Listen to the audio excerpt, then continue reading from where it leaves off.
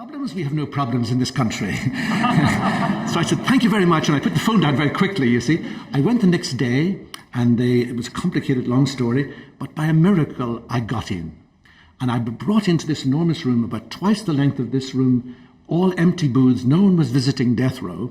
And eventually, Christopher came out, middle-sized, black man, of course, shaved head, green khaki, and surrounded by 8 white guards because they had nothing else to do, and one taking notes.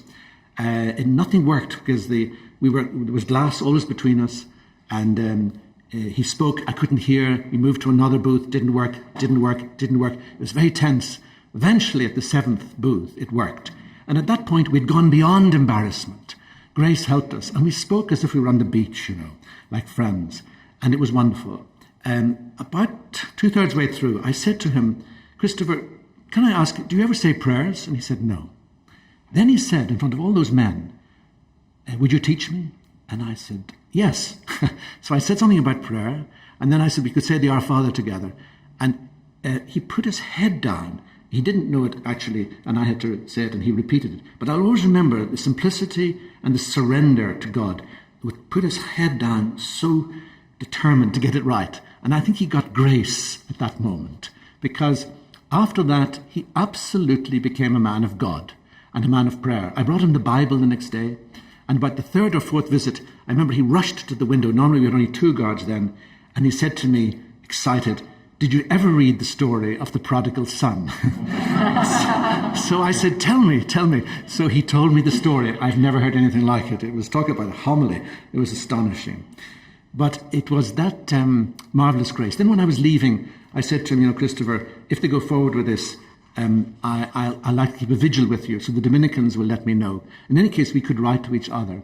So we did write to each other. In the beginning, Dear Father Murray, if formal, and then eventually Dear Father Paul. But then I heard about the date of his execution on his birthday, and to my astonishment, I kept the vigil, sleepy vigil.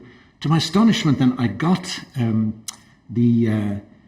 his letter 2 weeks after his death, but written just hours before his execution. And again, it's the grace of God. And he called me for the first time in the last letter. He just wrote, Dear Paul. And let's read you just a little extract from Dear Christopher wrote at one point in his letter, God knows my feelings right at this moment as I am writing this letter. But surely I can tell you that I, free as I've never felt in my life, and the happiness to know that my union with him, with Christ, will be glorious, fills my moments of life with joy and gladness.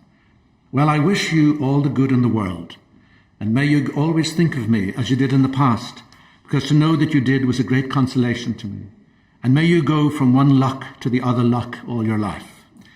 Let the gospel you preach bring blessing to those who listen, and may God lead you from one truth to the other. I hereby bid you goodbye, my brother.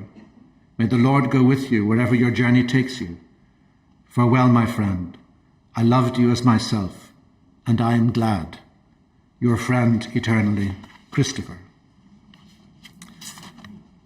Extraordinary gift of grace, and what a privilege to be caught in that wave of grace. And we have to do a little something to start it, but the Lord will use all our poor efforts in such a marvellous way. Without any further ado, I think he's trumped you. So welcome. Thank you, Your Eminence. Thank you so much. Thank you so much. We are up to celebrate the 50th anniversary of the beginning of Vatican II. And I wish that all of you could read again the documents of Vatican II. If you haven't done it yet, please do not arrive to October 11 without reading them. When we were before the conclave in 2005, after the death of the Blessed John Paul II, many people of the press came to me asking me, what do you think about Vatican III? I said, well, maybe it will be Vatican III, but after we know Vatican II and put it in practice. because this is what is missing in many aspects. So, in the year of grace, I will beg you to go to this source of grace that is Vatican II. At the time, there was a lot of polemic and difficulties. Reading it 50 years after it began, we discovered treasures that are still to put in practice. Because faith is radioactive, not harming anybody, but irradiating. Witness is the best way to learn and to know about faith. When you believe, you are spreading faith with your own life, with your single life. This is grace over grace. When you are a true believer, you know that wherever you go, regardless of you speak or do not speak, you are transmitting life. And this is the beauty of the Christian faith, that we have received these gifts in order to share with the others, in order to transmit it by the witness of love.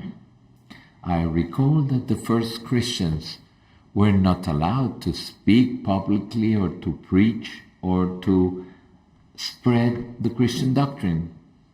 That was a cause of death for many.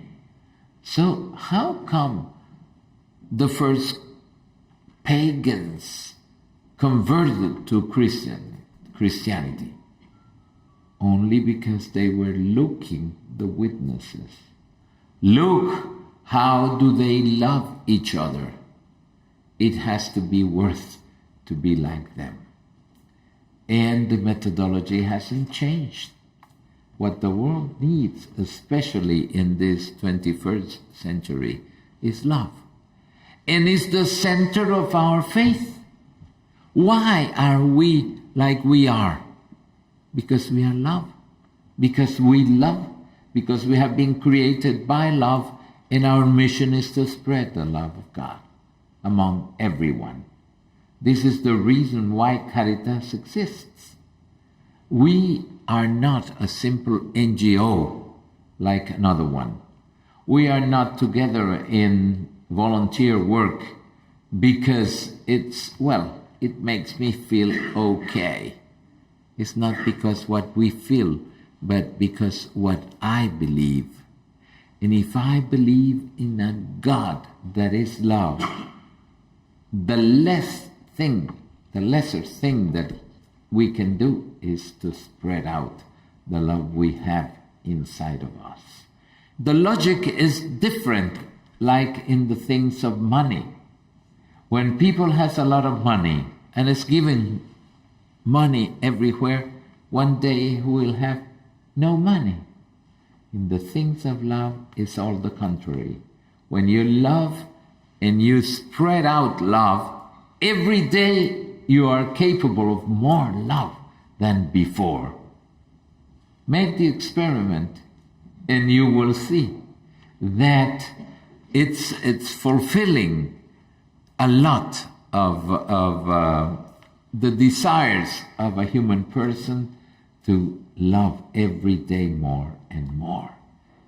Tell me, how many inhabitants are in the world?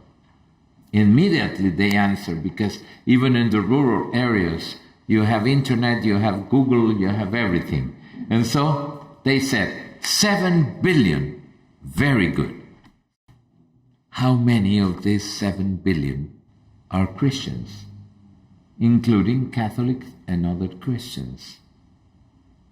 Around 1.5 billion. That's all.